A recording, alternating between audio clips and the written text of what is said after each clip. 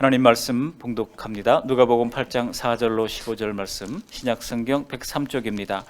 송경호 집사님께서 봉독해 주시겠습니다. 누가복음 8장 4절에서 15절 말씀 봉독해 올립니다.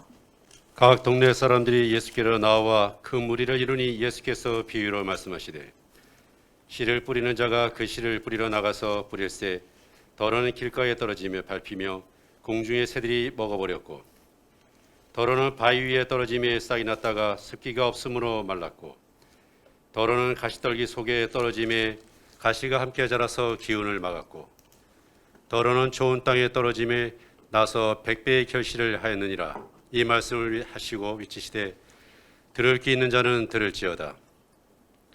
제자들이 이 비유의 뜻을 물으니 이르시되 하나님 나라의 비밀을 아는 것이 너희에게는 허락되었으나 다른 사람에게는 비유로 하나니 이는 그들로 보아도 보지 못하고 들어도 깨닫지 못하게 하려 함이라. 이 비유는 이러하니라. 씨는 하나님의 말씀이요 길가에 있다는 것은 말씀을 들은 자니 이에 마귀가 가서 그들이 믿어 구원을 얻지 못하게 하려고 말씀을 그 마음에서 빼앗는 것이요 바위 위에 있다는 것은 말씀을 들을 때 기쁨으로 받으나 뿌리가 없어 잠깐 믿다가 시련을 당할 때 배반하는 자요 가시떨기에 떨어졌다는 것은 말씀을 들은 자이나 지내는 중 이 생의 염려와 재물과 향락의 기운이 막혀 온전히 결실하지 못하는 자요 좋은 땅에 있다는 것은 착하고 좋은 마음으로 말씀을 듣고 지키어 인내로 결실하는 자니라. 서로 인사하시겠습니다. 반갑습니다. 환영합니다. 잘 오셨습니다. 인사하시겠습니다. 그리고 이 시간 비대면으로 참여하는 분들도 있을 터인데요. 우리 비대면으로 참여하는 분들을 향해서 한번 손을 들어 사랑합니다 라고 고백하면서 손을 흔들어서 한번 인사하시겠습니다. 환영합니다. 사랑합니다. 감사합니다. 다 중계가 됐죠? 비대면으로 참여하는 분들도 여러분들의 얼굴을 보셨으리라고 믿습니다. 우리 두 장로님도 지금 아마 영상으로 보고 계실 것이고요. 또 여기저기서 밀접 접촉자들이 있더라고요. 우리 성도님들 중에도. 오늘은 영상으로 하겠습니다 하시는 분들이 있는데 영상으로 또 예배하시면서 또 주 안에서 연결된 아름다운 공동체를 이루어 가시기를 바라겠습니다. 명절 지나고 나서 코로나가 이렇게 확산되니까 마음이 참 무겁습니다. 그러나 살아계신 하나님의 도우심을 바라보면서 하나님이 소망을 허락해 주실 줄 믿습니다. 이제 2월 한 달 동안에는 사복음서를 중심으로 하나님의 말씀을 나누면서 은혜를 나누고자 합니다. 지난주에는 불의한 재판관의 비유를 통해서 한 과부의 기도에 관한 말씀을 드렸습니다. 기도하되 첫 번째 낙심 말고 기도하고 두 번째 항상 기도하고 세 번째 끈질기게 기도하고 마지막으로 믿음으로 기도하라고 하는 말씀을 드렸습니다. 기억나시나요? 네, 감사합니다. 오늘은 100배로 결실하는 밭에 대하여 말씀을 나누고자 합니다. 100배를 결실한다고 하는 것은 참 쉬운 일이 아니죠. 요즘은 투자를 해서 그냥 이제 2배만 해도 엄청난 것이고요. 그냥 그렇지 못해도 유지만 해도 그냥 잘하는 것이라고 하는 시대 아닙니까? 그런데 100배를 결실을 맺는다. 이거는 참 대단한 것이고 엄청난 것이라 할 수 있죠. 이미 구약 성경에도 100배의 결실을 맺었던 사람이 있습니다. 창세기 26장 12절 이하를 보시면 이삭이 그해 농사하여 100배를 거두었다라고 이야기하고 있거든요. 왜 그렇습니까? 하나님이 복을 주심으로 그랬다는 거예요. 하나님이 복을 주시면 우리의 인생에도 우리 교회에도 이 나라 민족에도 100배의 결실을 맺는 역사가 일어나게 될 줄로 믿습니다. 그런데 여기서 진지하게 생각해 보아야 할 것은 천국의 말씀을 듣고 결실을 맺는 밭은 4가지 종류의 밭 중에 단 한 가지 밭이라고 하는 것입니다. 어떤 밭입니까? 좋은 땅이죠. 좋은 땅. 씨앗은 하나님의 말씀이라고 예수님이 가르쳐 주셨으니까 씨앗은 항상 좋은 씨앗일 거예요. 하나님의 말씀은 항상 좋은 것입니다. 그러나 중요한 것은 그 좋은 씨앗이 좋은 땅에 떨어져야 100배의 결실을 맺게 된다는 것입니다. 당연히 우리의 마음밭은 100배의 결실을 맺는 밭이 되시기를 주님의 이름으로 축복합니다. 오늘 크게 2가지 대주로 말씀을 나누는데요. 왜 비유인가를 먼저 말씀을 나누고 두 번째로는 예수님이 해석해 주신 비유의 말씀을 따라가면서 함께 은혜를 나누려고 합니다. 먼저 왜 이 비유를 주셨는가를 우리가 알아야 필요가 있습니다. 예수님이 10절처럼 이 말씀을 하신 이유는 하나님 나라의 비밀을 가르쳐 주기 위해서 이 말씀을 하신 거예요. 예수님이 이 땅에 오셔서 공생애를 시작하시면서 첫 번째 했던 말씀이 뭡니까? 기억나시나요? 회개하라, 천국이 가까이 왔다라고 말씀하고 있죠. 회개하라, 천국이 가까이 왔다. The kingdom of heaven is at hand라고 얘기하고 있어요.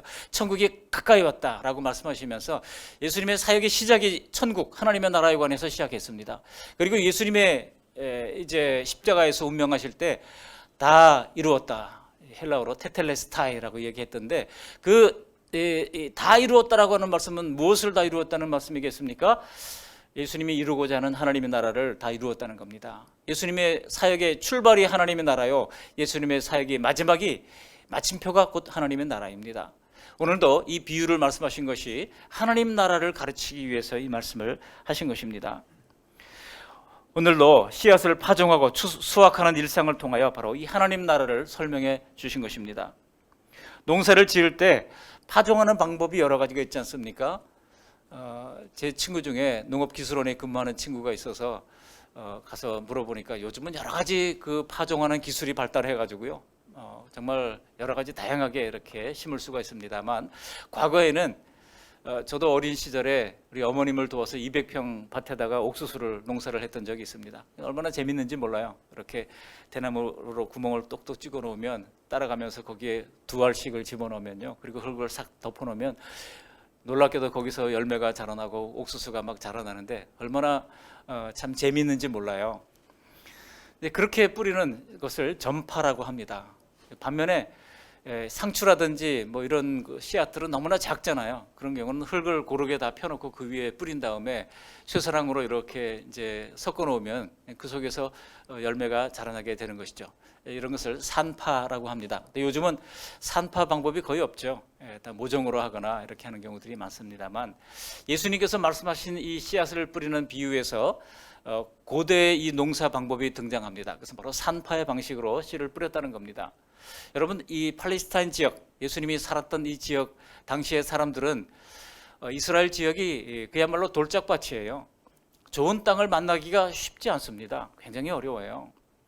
지금도 혹시 이스라엘을 가보신 분들은 아시겠지만 어떤 호텔 주변에 막 아름다운 나무들이 막 있어요. 그래가지고 야, 이런 열대 지역에도 이렇게 나무들이 있구나 생각하고 가까이 가보면 어떻습니까? 나무 하나하나마다 전부 다 물 호수가 다 연결되어 있어가지고 계속해서 주기적으로 물을 기계적 방법으로 공급하는 것을 알 수 있습니다. 그러니까 처음부터 그렇게 됐던 게 아니죠. 물을 주고 가꾸면서 영양을 주고 이렇게 해가지고 열매가 자라나는 그런 척박한 땅이 바로 이스라엘 땅입니다.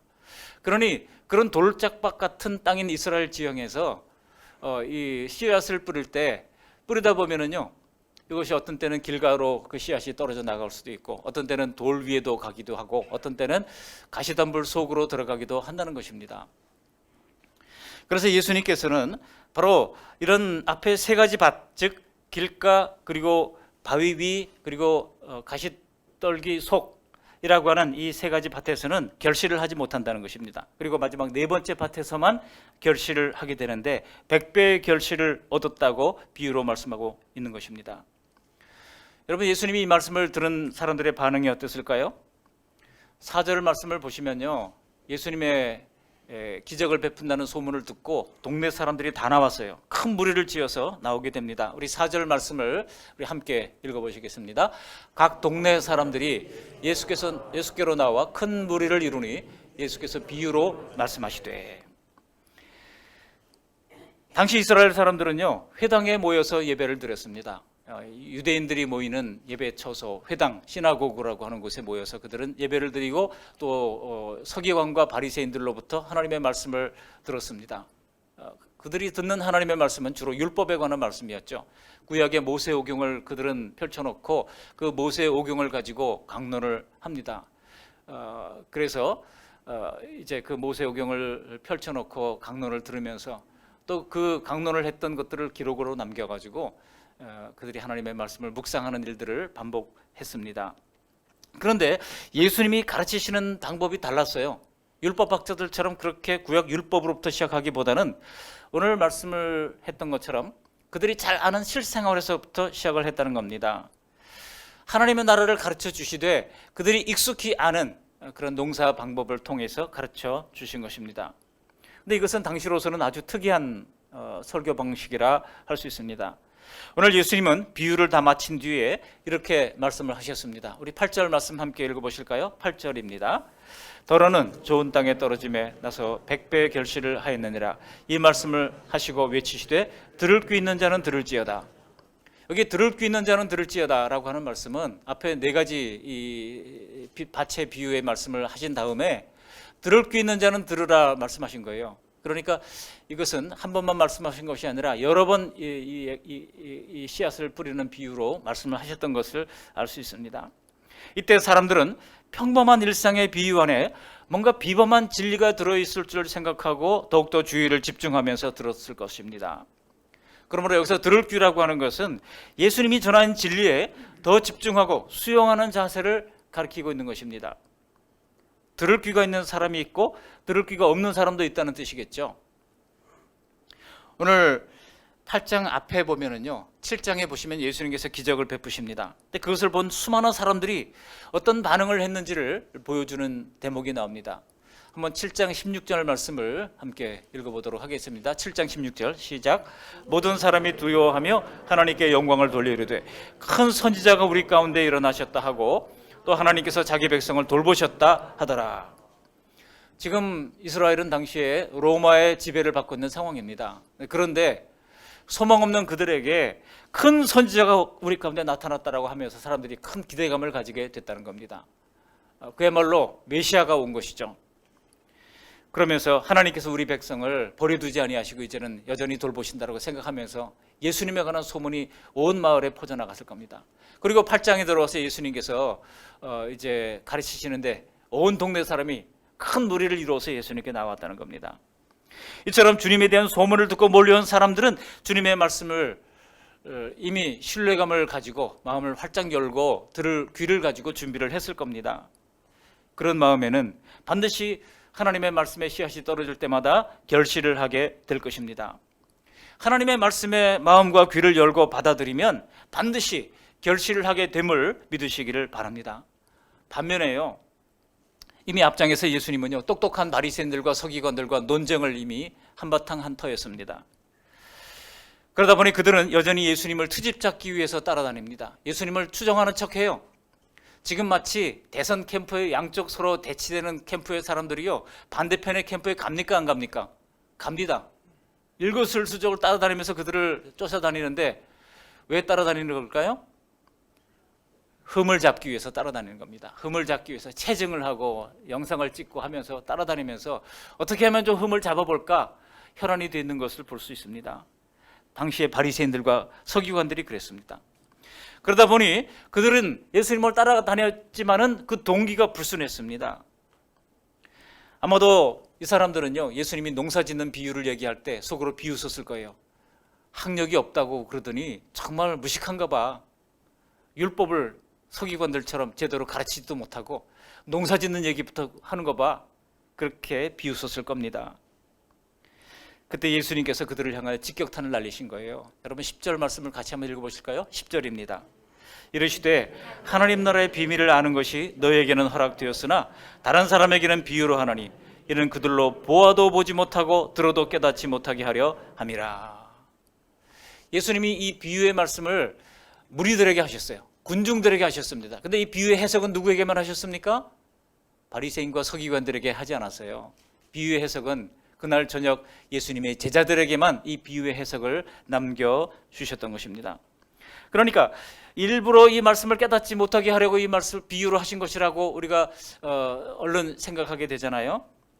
그렇지만은 사실 이 비유는 바로 그런 목적을 위해서 주어진 것은 아닙니다.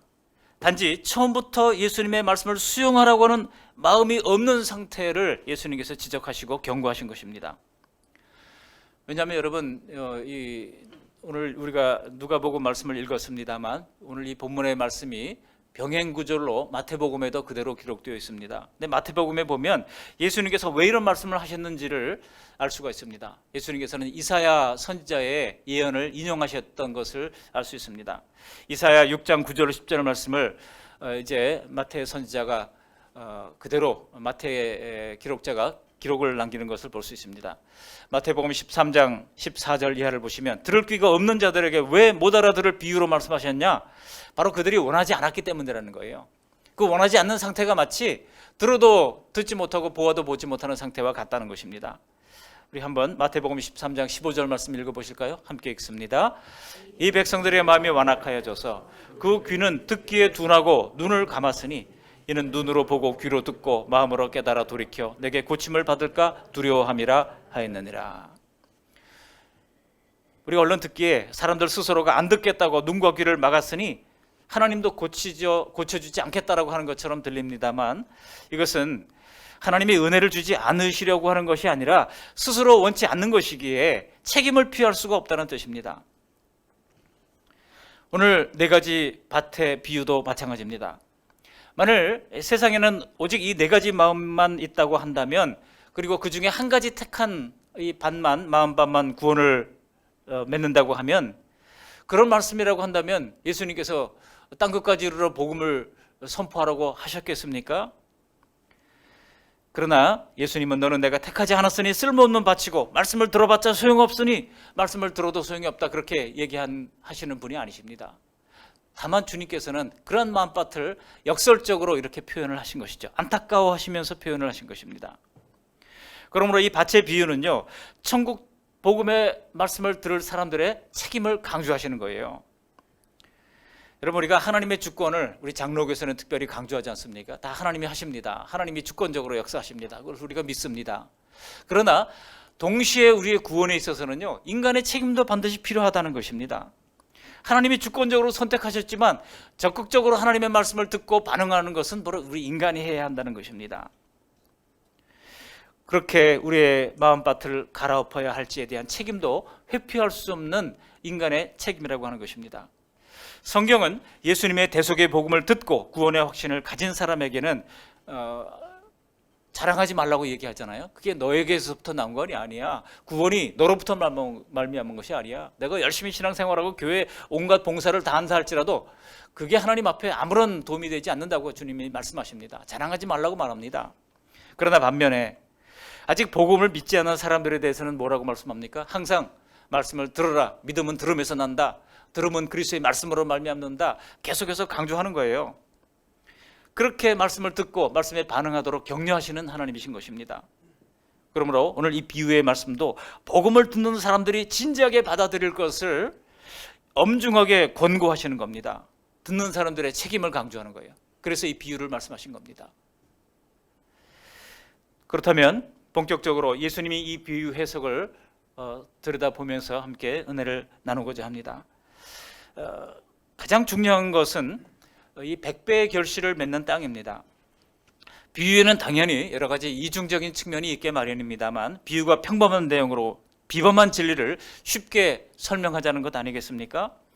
그렇지만은 말하는 사람이 해석을 하지 않는다고 하면 그 깊은 속뜻을 우리가 제대로 이해하기가 어려울 것입니다. 바로 그래서 우리 예수님께서는요, 당시의 청중들에게와 또 후대의 청중들인 우리들에게 이 말씀을 해석을 해서 남겨 놓으신 것입니다. 11절에 보시면 해석을 하기 시작하는데, 농부가 뿌린 씨는 하나님의 말씀이라고 하셨습니다. 우리 11절 말씀도 함께 읽어보시겠습니다. 이 비유는 이러하니라. 씨는 하나님의 말씀이요. 씨가 뭐라고요? 하나님의 말씀이라고 하는 겁니다. 그렇다면 여러분, 이 네 가지 밭은 뭡니까? 우리들의 그 말씀을 받는 마음 상태를 네 가지 밭으로 비유를 하신 것입니다. 우리가 지금 듣고 있는 것도 하나님의 말씀입니다. 하나님의 말씀은 듣고 나서 참 좋다, 내 마음에 위로를 준다, 용기를 준다, 재미있다, 뭐 이런 것도 귀한 것이지만은 여러분, 하나님의 말씀은 그것 이상입니다. 말씀이 사람의 마음밭에 뿌려질 때 엄청난 결과가 일어납니다. 어떤 결과가 일어납니까? 베드로 사도가요, 여러분, 베드로 우리가 무식한 사람이라고 생각합니다만 베드로 전후서를 연구해 보면은요, 베드로가 상당히 샤프한 사람이라고 하는 것을 알 수 있습니다. 베드로 사도가 베드로전서 1장 23절 이하에 이렇게 기록을 해놨습니다. 함께 읽어보십니다. 베드로전서 1장 23절. 너희가 거듭난 것은 썩어질 씨로 된 것이 아니요 썩지 아니할 씨로 된 것이니 살아있고 항상 있는 하나님의 말씀으로 되었느니라. 그러므로 모든 육체는 풀과 같고 그 모든 영광은 풀의 꽃과 같으니 풀은 마르고 꽃은 떨어지되 오직 주의 말씀은 세세토록 있도다 하였으니 너희에게 전한 복음이 곧 이 말씀이니라. 제 학교 선배 중에 이분이 국어교육과를 전공을 하셨는데 이제 대학 다니는 동안에 예수님을 믿게 됐어요. 근데 이제 어떤 친구가 다가와가지고 바로 이 말씀을 들여다 가르치면서 얘기를 하는 겁니다. 근데 이 말씀을 가만히 들여다보니까 국어학적으로 아무런 문제가 없는 것 같아요. 24절 보니까 모든 육체는 풀과 같고, 그래 이해가 되는 거죠. 그 모든 영광은 풀의 꽃과 같으니, 모든 영광은 풀의 꽃과 같지 않습니까? 인간이 아무리 날고 기는 사람이라 할지라도 때가 돼서 주님이 부르시면은요, 다들 장례식장에 불꽃 속으로 사라지는 것이 인간의 모습 아니겠습니까? 그러니까 그것도 다 이해가 되는 거예요. 풀은 마르고 꽃은 떨어지되, 그것도 다 끄떡끄떡하면서 이해를 했습니다. 근데 25절이 딱 걸리는 거예요. 오직 주의 말씀은 세세토록 있도다.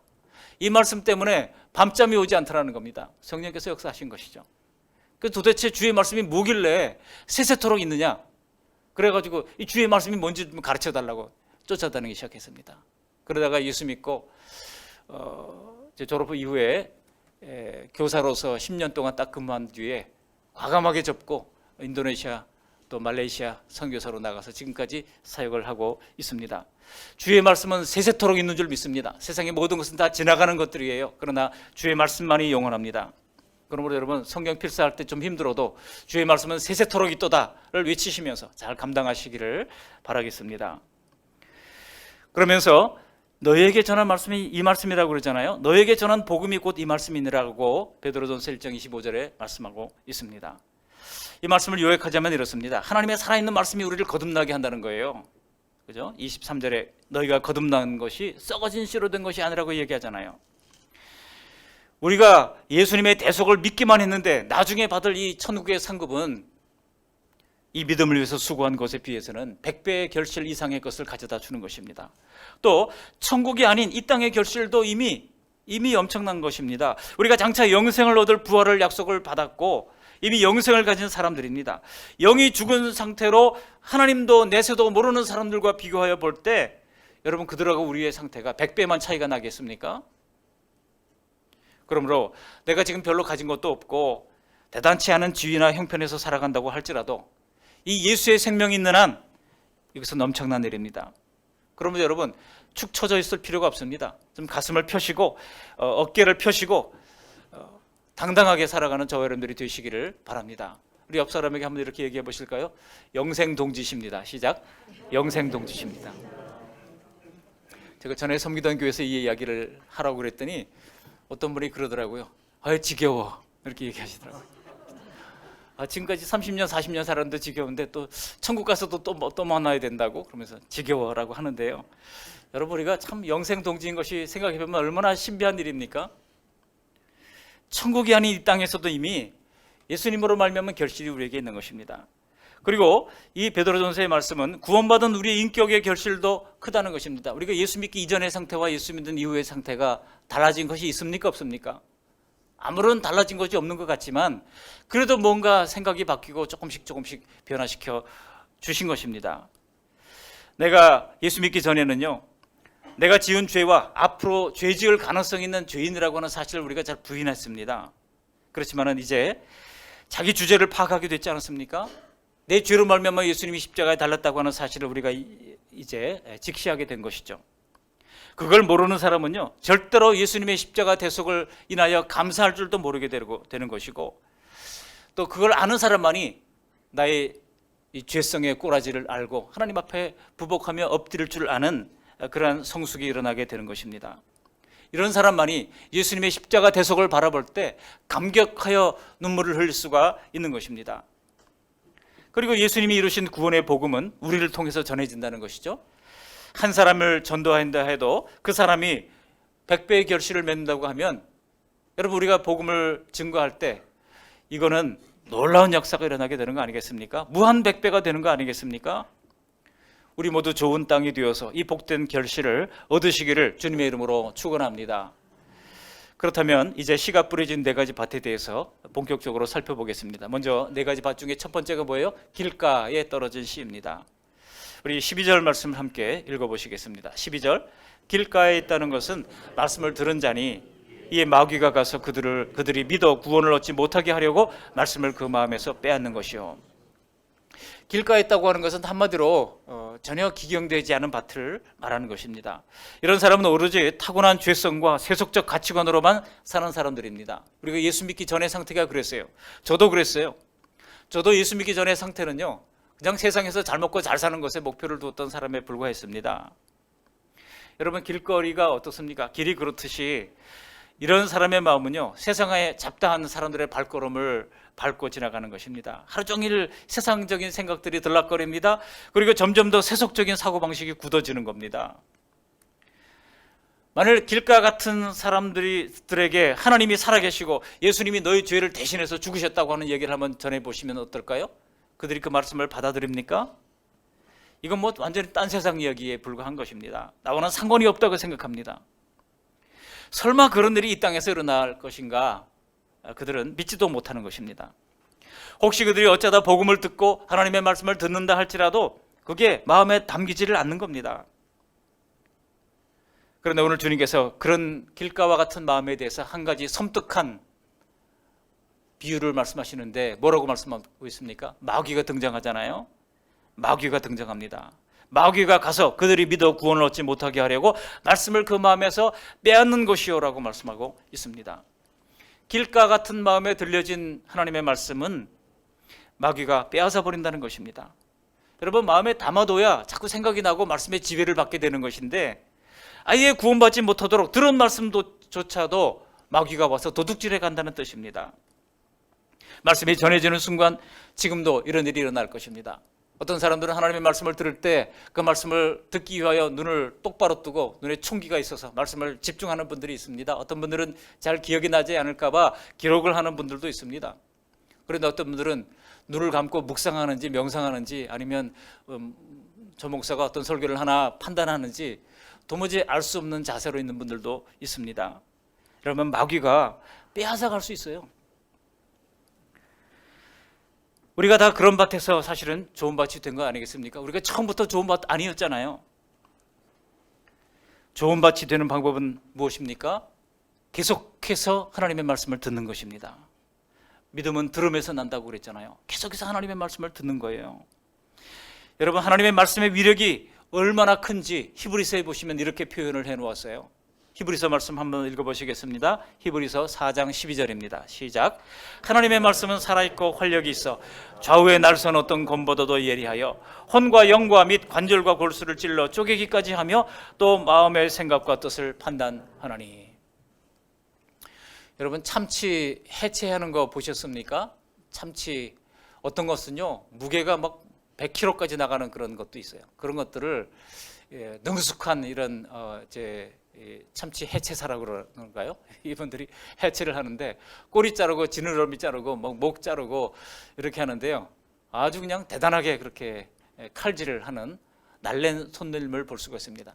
하나님의 말씀이 그와 같다는 겁니다. 숨은 모든 것이 다 드러나잖아요. 그런 것처럼 양날검으로 된 그 예리한 하나님의 말씀으로 우리의 영과 혼과 관절과 골수까지 찔러서 쪼개기까지 한다고 말씀을 하고 있는 것입니다. 세속적으로 고착화된 내 가치관, 욕심으로 탐욕으로 얼룩진 내 인생의 모든 가치관들을 하나님의 말씀이 그렇게 날카롭게 해부한다는 것입니다. 믿음이 부족한 나에게도 아무리 전도해도 듣지 않는 그런 권력 친척들에게도 하나님의 말씀과 성령님이 역사를 하게 되면 아까 말씀드렸던 것처럼 세세토록 있는 하나님의 말씀에 대한 궁금증과 관심으로 밤잠을 오게 하지 않았던 성령님의 역사가 일어나게 되는 것이죠. 그래서 성령님의 역사로 말미암아 그런 길가와 같은 밭도 좋은 밭이 되게 되는 소망을 하나님께서 허락해 주신 것입니다. 그러니까 여러분, 소망을 잃지 마시기 바랍니다. 두 번째로요, 두 번째 밭이 어떤 밭이에요? 바위 위에 떨어진 씨앗입니다. 바위 위와 같은 밭이라고 하는 겁니다. 우리 13절 말씀을 함께 읽어보십니다. 바위 위에 있다는 것은 말씀을 들을 때 기쁨으로 받으나 뿌리가 없어 잠깐 믿다가 시련을 당할 때 배반하는 자요. 마태복음을 병행 구절을 보시면 흙이 얕게 덮인 돌밭이라고 기록을 하고 있습니다. 씨가 떨어져서 일단 돌밭이지만 흙이 얕게 덮여 있으니까 뿌리를 내리긴 내립니다. 뿌리를 틔웁니다. 싹을 틔우고 뿌리를 내립니다만 그 밑에 뭐가 있습니까? 바위가 있어요. 그러니까 깊이 뿌리를 내리지 못합니다. 그러다 보니까 해가 뜨겁게 내리쬐면 어떻게 됩니까? 결국은 다 말라 죽고 결실을 하지 못하게 된다는 것입니다. 예수님의 해석은 무엇입니까? 이런 사람들은 믿음의 깊이와 결단이 부족한 사람들이라고 하십니다. 한때는 열심히 신앙생활을 했어요. 하나님을 잘 믿는 것 같아요. 그러나 언제 이들이 넘어집니까? 여기 시련을 당할 때라고 말씀하고 있습니다. 언제? 시련을 당할 때 배반하게 된다는 거예요. 예수 믿으면 모든 것이 잘 될 줄 알았는데 시련을 당할 때 이들은 믿음을 배반하게 되는 것입니다. 그래서 시험의 바람이 붙게 되면 그동안 자기가 신뢰했던 돌처럼 단단한 기초가 무엇인지가 여실히 드러나는 것입니다. 이런 성도들은요, 세상과 하나님 나라에 대한 가치평가가 완전히 정립되지 못한 사람들이라고 할 수 있습니다. 예수님은 복음을 믿고 난 뒤에 주님을 따르기 위해서는 대가를 치러야 된다고 말씀하고 있습니다. 그래서 마태복음 9장 23절에 그죠? 예수 믿는 대가, 제자가 되는 대가가 필요하다고 말씀하고 있지 않습니까? 바로 믿음의 진실성과 엄중함을 요구하시면서 비유를 예수님께서 말씀하시는데 망대를 짓는 사람이 망대를 짓기 위해서 먼저 비용을 계산해야 되지 않겠느냐라고 이야기합니다. 비용을 계산하지 않고 막 짓다가 보면은 중간에 돈이 다 떨어지고 또 여러 가지 형편이 안 돼서 그냥 중간에 짓다가만 그런 건물이 되고 만다는 것입니다. 지금도 춘천시에도 곳곳에 짓다가만 건물들이 방치되는 것이 있는데요. 얼마나 보기 흉합니까? 바로 여기 돌 위에 떨어진 씨와 같은 사람이라고 할 수 있다는 것입니다. 처음에 복음을 다 이해했습니다. 그리고 교회 나오는 것도 좋아했습니다. 그러나 시련이 바람이 불 때 그들은 다 넘어져 버리고 만다는 것입니다. 왜냐하면 세상과 하나님 나라의 가치평가가 제대로 이루어지지 않았기 때문에 믿음으로 말미암아 갈등이나 신앙이나 위기가 오면 결국 믿음을 저버리고 세상을 향해서 달려나간다는 것입니다. 이것이 바로 바위 위에 떨어진 씨앗과 같다는 것이죠. 세 번째 밭이 있습니다. 바로 가시떨기 속입니다. 우리 14절 말씀 함께 읽어보실까요? 14절, 가시떨기에 떨어졌다는 것은 말씀을 들은 자이나 지내는 중 이생의 염려와 재물과 향락의 기운이 막혀 온전히 결실하지 못하는 자요. 가시떨기 속이라고 하는 것은 그래도 흙이 깊어요. 그러니까 뿌리를 깊이 낼 수 있습니까? 없습니까? 뿌리를 깊이 내릴 수 있어요. 이 사람은 시련에 넘어지는 사람은 아니에요. 문제는 무엇입니까? 이생의 염려와 재물과 향락의 기운이 막히는 사람이라고 하는 겁니다. 우리 믿음이 성장하지 못하고 항상 빈곤하게 느껴지는 이유가 무엇일까요? 바로 이와 같은 가시떨기 속에 떨어진 씨앗과 같은 마음이기 때문이라고 하는 것입니다. 아마도 많은 성도들의 마음 상태가 이와 같은 경우가 아닌가 이런 생각이 듭니다. 그래서 현 생활에서도 끊임없이 생기는 이런 염려 때문에 믿음의 기상이 힘있게 뻗어가지를 못하는 겁니다. 하나님보다 돈을 더 실질적으로 숭상하기 때문에 이 돈 문제가 걸리면은요, 신앙생활이 그냥 주저앉아 버리는 것입니다. 그리고 재미를 추구하다 보니까 여러분 세상에 재미있는 것이 얼마나 많은지 몰라요.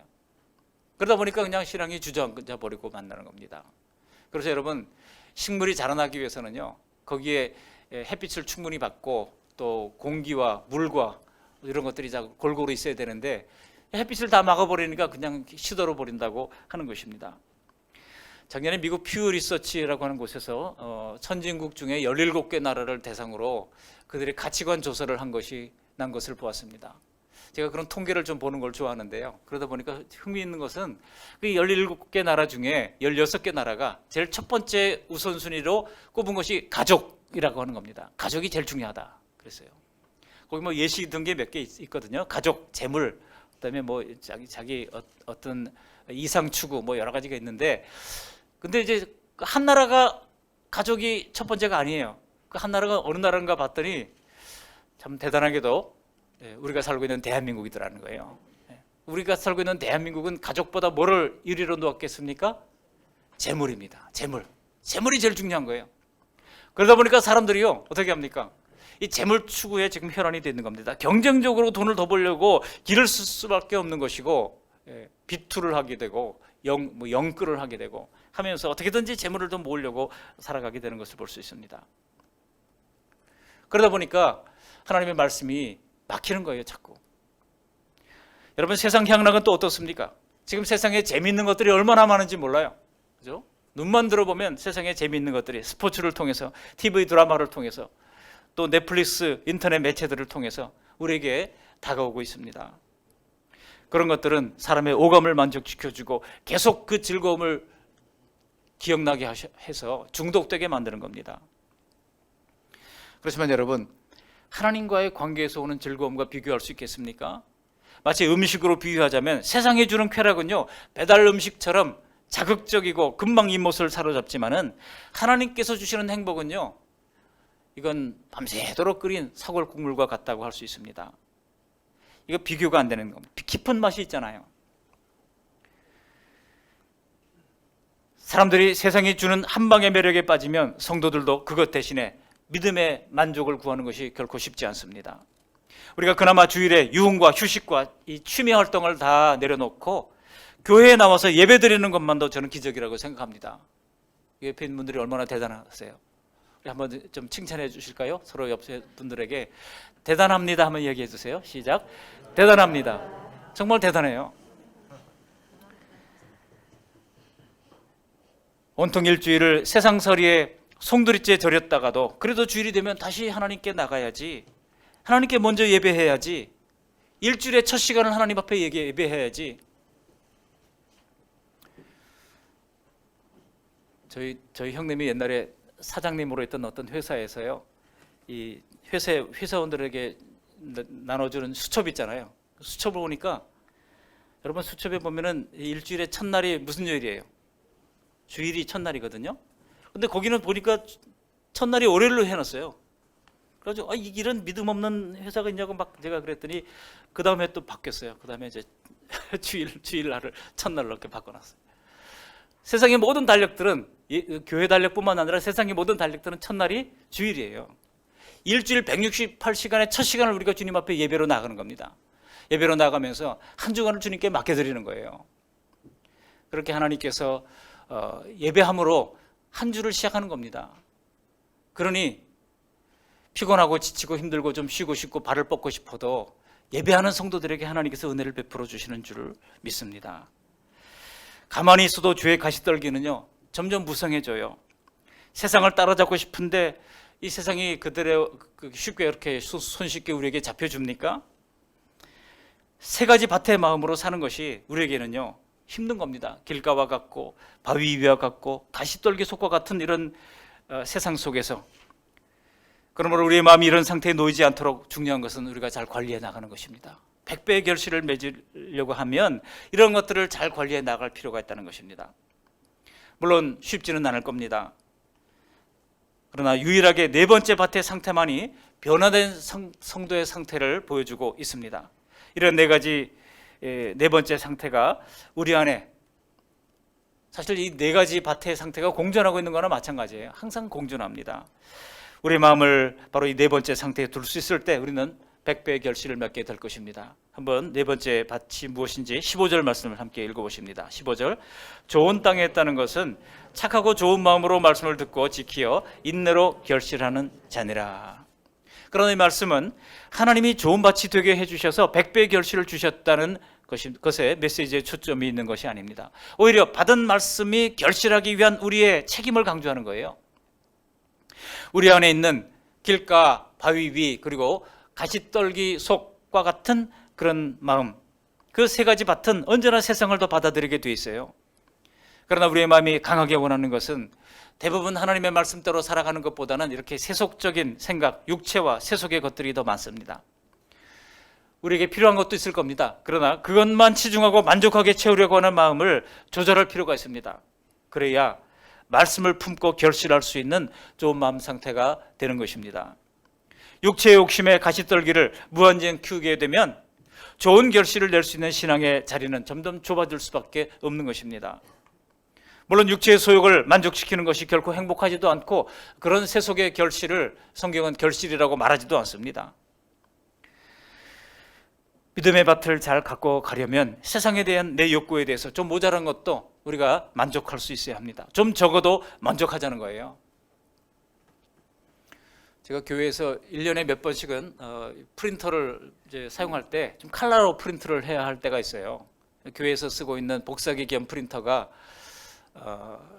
이제 제가 그 말씀 교회를 개척할 때에 제 아래 동서가 해준 거예요. 600만 원 들여가지고 해준 거예요. 참 감사하죠. 근데 이게 흑백이란 말이에요. 벌써 이제 10년이 넘었습니다만, 그러다 보니까 자꾸 이제 광고가 들어오는 거예요. 뭐 칼라 프린터, 뭐 900만 원 하던 거를 뭐 500만 원이 준다고 막 그런 광고가 막 들어와요. 귀가 솔깃해져요. 작년에도 이걸 해야 될 것 같은데 교회가 어떤 데는 필요하거든요. 근데 제가 그 칼라 프린터가 필요할 때마다 옆에 있는 교회에 가서 했어요. 옆에 있는 우리 후배가 하는 교회에 가서 같이 했습니다. 근데 그분이 이렇게 얘기하는 거예요. 목사님 한번 장만하시죠. 이거 한번 장만하시죠. 그런 거예요. 그때 제 마음속에 어떤 생각이 드러나면 성령께서 주시는 생각이 선교사 한 명 더 늘릴 수 있는데, 선교사 한 명 더 늘릴 수 있는데, 후원 선교사 한 명 더 늘릴 수 있는데, 그런 생각을 하면서 제가 뭐라고 그때 왜 그런 생각이 났는지 모르겠지만, 이 칼라 복사기가요, 이게 토너가 비싸더라고요. 토너가 4개가 들어가요. 한번 갈아줄 때 4개가 다 들어가면 한 40만 원 들어갑니다. 토너 갈아주는 데만. 근데 이걸 잘 안 쓰게 되면 이게 다 굳어버려요. 자꾸 써줘야지. 굳어버리면 비싸게 갈은 거 다 소용이 없는 거 아닙니까? 제가 그때 그랬어요. 제가 여기서 와서 복사하는 거는 당신 도와주는 거라고. 굳어버리면 다 버릴 텐데, 제가 가끔 가서 이제 하니까 당신 도와주는 거니까 그런 줄 알라고 그렇게 얘기했어요. 그리고 하나님 은혜 가운데서 올해 우리가 선교사님들을 그래도 2가정을 더 후원하게 된 것을 감사합니다. 여러분, 우리가 욕심을 부리면요 한도 끝도 없습니다. 한도 끝도 없죠. 그러나 조금 불편하게 살면, 우리 은퇴한 목사님입니다만 전주 안디옥 교회 이동희 목사님, 그분이 깡통교회로 유명하지 않았습니까? 깡통교회, 교회 지붕이요 비가 오면 설교가 들리질 않아요. 비가 오면 따다다다다 소리가 들려가지고, 왜냐면 지붕이 다 깡통으로 이렇게 돼 있기 때문에. 그래서 교인들이 굉장히 많은 교회거든요. 교인들이 목사님 우리 좀 빨리 어떻게 좀 이 교회를 짓고 뭐 합시다 그랬는데, 이 목사님들 하시는 말씀이 우리 선교사님들을 위해서 좀 불편하게 삽시다. 불편하게 삽시다. 그 교회에서요 선교사 300명을 후원하고 있습니다. 그래서 그 교회에서 파송한 선교사님들마다 몇십 명이 됩니다. 대단한 교회죠. 우리가 선교 현장을 생각하면 우리가 지금 이렇게 예배하는 것도 사치입니다. 좀 불편하게 삽시다 그러는 거예요. 물론 우리가 다 그렇게 하지는 못합니다만, 정말 세상의 욕심을 좀 내려놓고 좀 적어도 만족하자는 겁니다. 월급이 많으면 좋겠지만 좀 그렇지 못해도 족한 줄 알고 만족하자는 것입니다. 여러분, 인간관계도 마찬가지예요. 너무 내 입맛에 맞는 사람들만 사귀려고 하면 이게 안 되는 것입니다. 현재 주시는 정도에 자족하고, 대신 그 빈자리에 뭐를 채우는 것입니까? 기도와 말씀으로 채우는 것입니다. 그런 신앙생활을 통해 만족감을 채우는 것에 좋은 밭을 하나님께서 허락해 주시는 것이고, 바로 그런 밭에 하나님께서는 100배의 결실을 허락해 주시는 것입니다. 여러분, 우리 교회가 선교사님들을 후원하고 하는 것에 교회가 그대로 어려워졌습니까? 오히려 하나님께서 더 채워주시잖아요. 올 한 해도 저는 그렇게 믿습니다. 하나님께서 더 채워주실 줄 믿습니다. 말씀을 정리합니다. 올해도 좋은 것을 결실하려면 3가지 마음을 조심하시기 바랍니다. 길가, 바위 위, 그리고 가시떨기 속, 이 3가지 마음의 상태를 조심하시기 바랍니다. 인간의 죄성에서 나오는 모든 세속적 가치관들, 얕은 제자도 영원한 것보다 일시적인 세상에 더 큰 애착을 갖는 것, 우리 올로 목사님 말씀하는 것처럼 이 모든 것들이 다 부질없는 것이에요. 다 부질없는 겁니다. 우리가 사는 모든 곳에서 주리를 이루는 이 세속적 가치관을 천국의 가치관으로 바꾸는 일, 그리고 천국의 가치를 알고 끝까지 따르는 일, 그리고 나를 즐겁게 하기 위한 모든 것들을 좀 절제하는 일, 이렇게 바꾸고 따르고 절제하기. 한번 따라해 보시겠습니다. 바꾸기, 따르기, 절제하기. 시작. 바꾸기, 따르기, 절제하기. 세속적 가치관은 바꾸고, 그리고 주님의 말씀을 따르고 끝까지 말이죠. 그리고 이제 이 세상적인 것들을 좀 절제하기.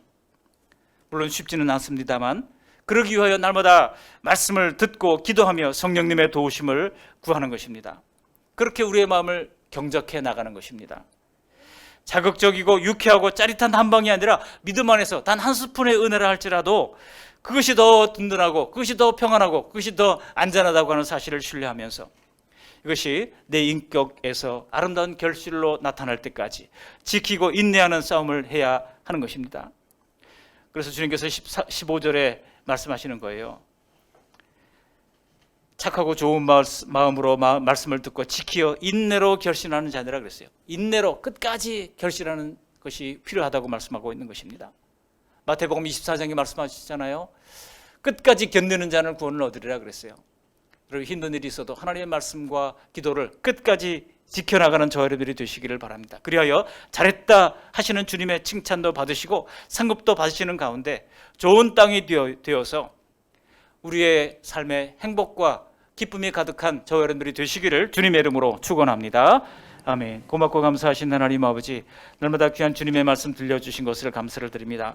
복음을 듣는 자의 책임을 강조하기 위하여 진지하게 듣고 반응하고 열매를 맺는 역사가 있도록 하나님 은혜를 베풀어 주시옵시고, 하나님이 주권적으로 역사하시지만 인간의 책임이 있음을 알게 하시고, 우리 마음 가운데 길가와 같은 마음, 바위 위와 같은 마음, 가시떨기와 같은 마음을 하나님 아버지 오늘 주시는 말씀을 따라 바꾸고 따르고 또 절제할 수 있도록 하나님 인도하여 주셔서 옥토와 같은 하나님 좋은 땅이 다 될 수 있도록 은혜를 베풀어 주셔서, 하나님 아버지 이제 벌써 2022년도 한 달이 지나갔습니다.